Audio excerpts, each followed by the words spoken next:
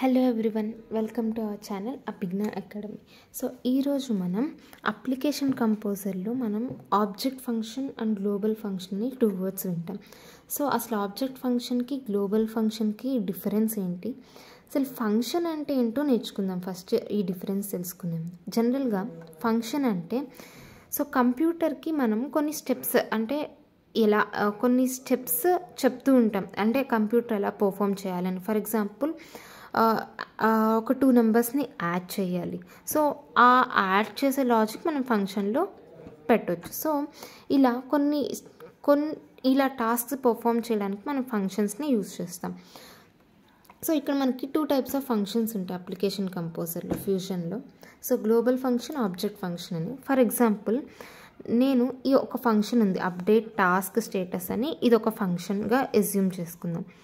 So టాస్క్ని status update చేయడానికి ఈ function use చేస్తున్నాం అనుకున్నాం. ఈ ఫంక్షన్ని గ్లోబల్ ఫంక్షన్ అంటే నేమ్లోనే ఉంది గ్లోబల్, అంటే అప్లికేషన్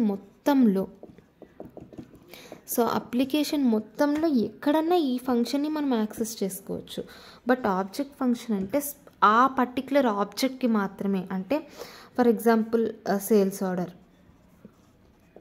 లేదా కస్టమ్ ఆబ్జెక్ట్స్, ఆ పర్టికులర్ కస్టమ్ ఆబ్జెక్ట్ లేదా ఆ పర్టికులర్ స్టాండర్డ్ ఆబ్జెక్ట్కి మాత్రమే ఈ ఆబ్జెక్ట్ ఫంక్షన్ అనేది మనం యాక్సెస్ చేసుకోగలుగుతాం. సో వేరే గ్లోబల్ ఫంక్షన్ మనం మొత్తం అప్లికేషన్ మొత్తంలో నుంచి ఎక్కడి నుంచైనా యాక్సెస్ చేసుకోవచ్చు. Thank you for watching.